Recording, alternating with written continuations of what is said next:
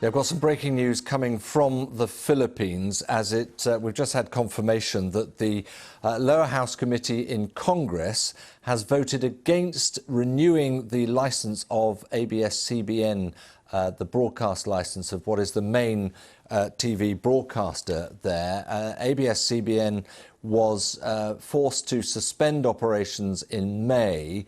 There were allegations and criticism that it had a bias against President Duterte at the time. Well, the vote was over whether or not to grant a 25-year franchise again to ABS-CBN, and it would appear that the lower house committee in Congress has voted against renewing that licence. So a major blow for the main broadcaster in the Philippines.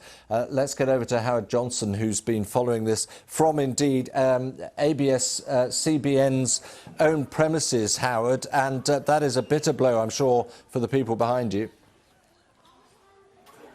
A bitter blow and a momentous occasion here in Philippine history. The second time this organisation has been fully shuttered. The first time, let's not forget, during dictator Ferdinand Marcos's reign, during martial law, when freedom of speech was heavily curtailed. Now, this time, it has been the first time that a franchise has been rejected by Congress. This is during Philippine President Rodrigo Duterte's time in office, and what we've seen in the last few years is attacks on ABS-CBN by the president as a result of what he says was a biased coverage of him. In the 2016 election campaign, he put forward adverts for ABS-CBN to run. He paid for those, but they weren't run according to the ABS-CBN's CEO. They apologized for that they didn't run those adverts, but at the same time, other adverts of other politicians weren't run as well. That was their excuse for it. But what we've seen is increasing attacks from supporters of the president over the years, and press freedom groups will also say that this was a reaction to their hard-hitting coverage of issues like the drug war, in which thousands of people have died in this country, drug suspects under a very punitive policy by the president.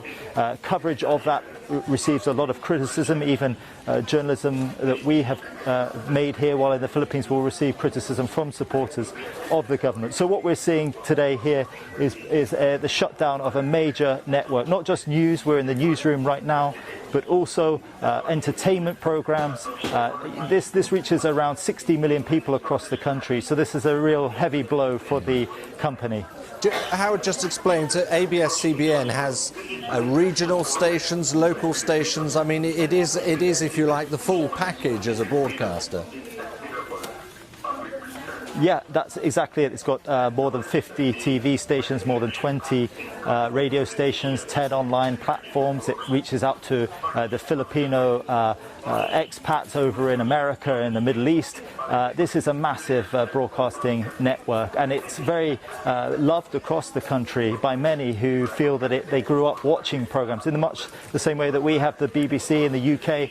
People grew up watching BBC programs. People here grew up watching ABS-CBN programs. So the impact is going to be significant. People will feel very aggrieved by this. Others, supporters of the president, will feel that this was the right decision based on the fact that there were also allegations of tax evasion. There were allegations also that there were labour disputes with the company, and these were the issues that Congress say that they were reviewing. But this is a very pliant Congress, one that normally votes in favour of what the president wants. So many people will now be reacting to this. Undoubtedly, human rights groups will come forward and definitely say that this is connected to a clampdown on the democratic space in the Philippines. Right, but how definitive is this decision? I mean, is that it?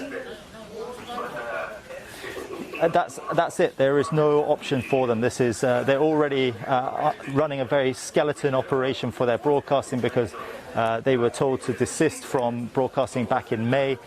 Many of their platforms were told to stop broadcasting, so we have seen that since May. Even just the other day when I was travelling in the car, where there would normally be all the different channels on the TV screen within the car, there were black screens. So what we'll see next is no recourse for this massive broadcasting corporation. More than 10,000 jobs now at risk during a global pandemic. Many people are fearful of how they're going to feed their families. Also, people here are saying you're just going to have to wait until perhaps a government that might see the organisation more favourably and therefore give them another chance at franchise renewal once President Duterte's government comes to an end in 2022.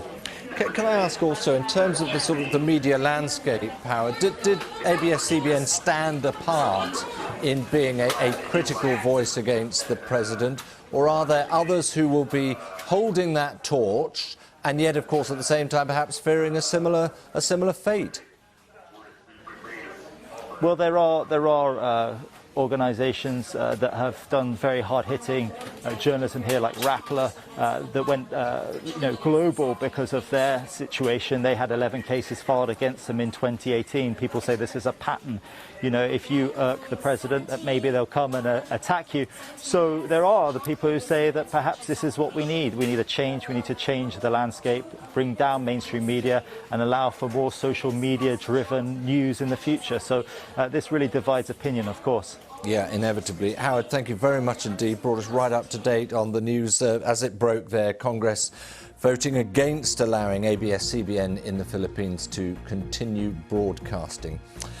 You're watching BBC World News. Thanks for being with us.